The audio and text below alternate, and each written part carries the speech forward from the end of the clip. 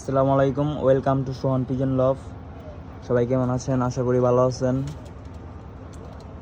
এই বাচ্চাগুলো সেট করা হয়ে গেছে। এখন আর কিছুদিন পর এইগুলোকে বাড়ি দেওয়া হবে। এখন অত একটা প্রেশার দেওয়া হয় না, যেহেতু এখনও ছোট বাচ্চা। তো আশা আছে যে সামনের সপ্তাহ থেকে দিয়ে পুরো ফুললি প্রেশার দেওয়া হবে। তারপরে ডাউন যাইব কেমন উড়ে এগুলা। বাচ্চাগুলা মোটামুটি 8টা বাচ্চাই আনছিল, 8টা বাচ্চাই আছে, একটা বাচ্চাও হারায় নাই। যাও অনেক যত্ন সহকারে বাচ্চাগুলো লাগাইছে, একটা বাচ্চাও হারায় নাই, একটা বাচ্চাও কিছু হয় নাই। আপনাদের দোয়ায় সুস্থ সবল আছে বাচ্চাগুলো, দোয়া করবেন যাতে এগুলা দিয়ে শীতের ভিতরে কিছু করা পারে।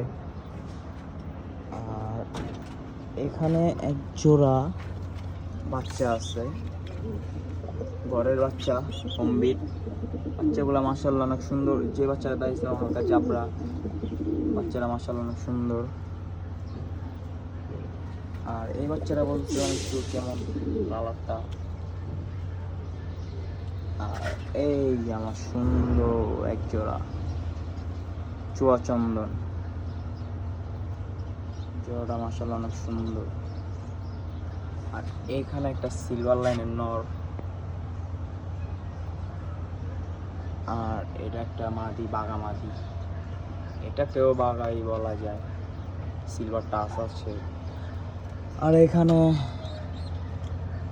খাক্কি মাদি।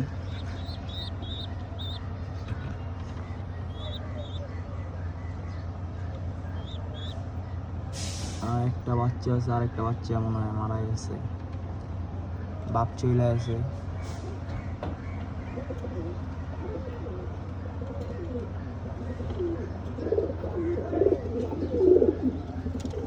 আর আমারগুলো তো আছেই। এই আমারটি ডিম দেওয়া দিব কদিন পর, বেশি দিন নাই। মাদি যে ডিমে এসে পড়ছে, তো অতি শীঘ্রই ডিম দেওয়া দিব।